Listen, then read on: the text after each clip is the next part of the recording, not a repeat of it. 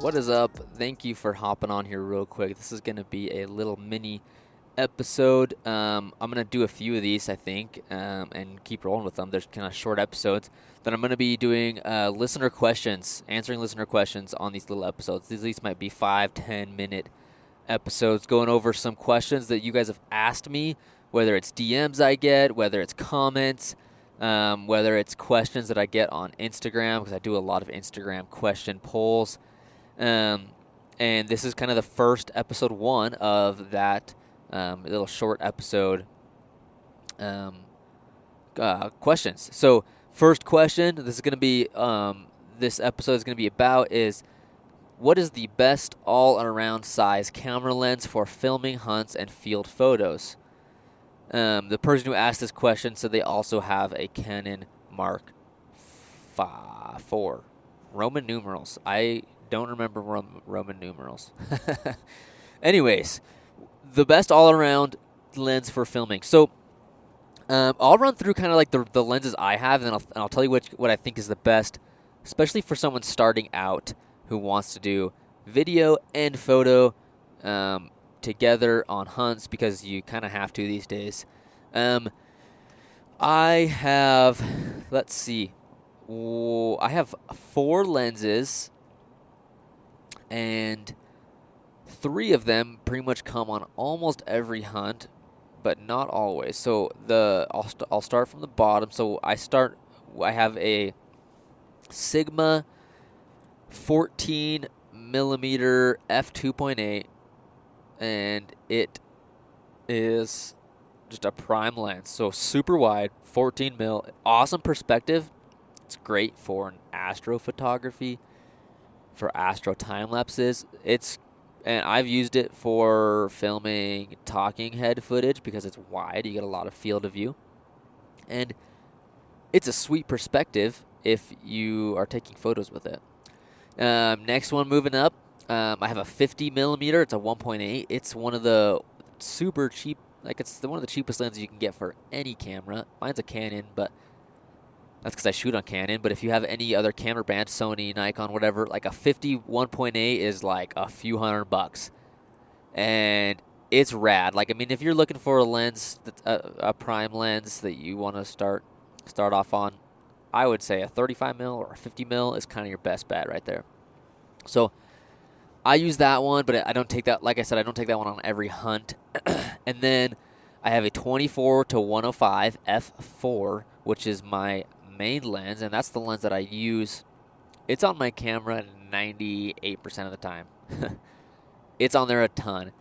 And then I have a 100 to 400 Canon lens, and I think it's a f 4.5 to 6 or something. So it's a variable aperture, which when you get to those long distances, sometimes that's okay. And again, that's a lens that I love taking, but I don't take it on every single hunt that I go on. Now, I don't have a huge lens setup. I wish I had more lenses. They're just expensive, and I'm sure you guys understand that, and a lot of you guys are probably totally are in the same boat as me, where that lenses are expensive. If there was one lens that I would get, I kind of already said it. It's the 24 to 105 or something with that similar focal range. There's 28 to 70, 24 to 70s. There's 24 to 240s, I think. A lot of times these higher these lenses with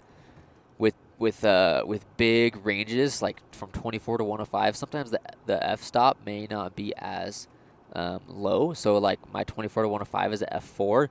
If you went and got one of the nice like 24 to 70s, you could get a f2.8.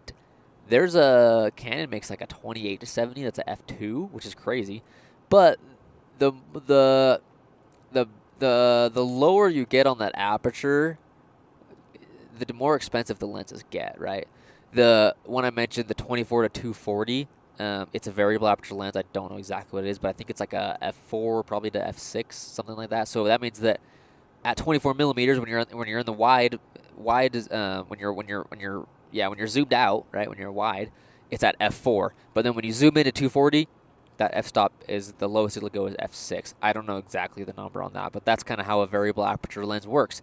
The more you zoom in, the less light it lets in.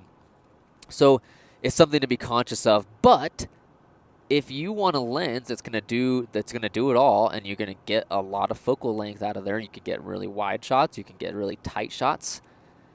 That's an awesome starting point, because then you don't have to buy that. If you buy a 24 to 240, you don't have to buy any other lens between 24 to 240 if you don't want to, because you have all the focal lengths. Now you may not have the capacity of with a light with the f-stop, but you can still get those focal ranges.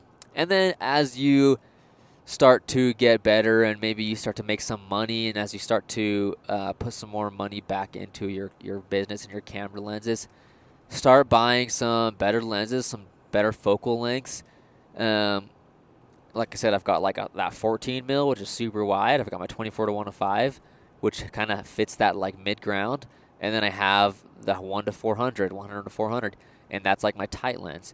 So you can kind of get a good range of focal lengths, and that's kind of what you want to end up with. So that answers that question. So that pretty much wraps up this episode real quick. Let me know if you guys like these. I'm going to keep doing a few of them here and answer some of your questions. Thanks, you guys. We'll see you in the next one.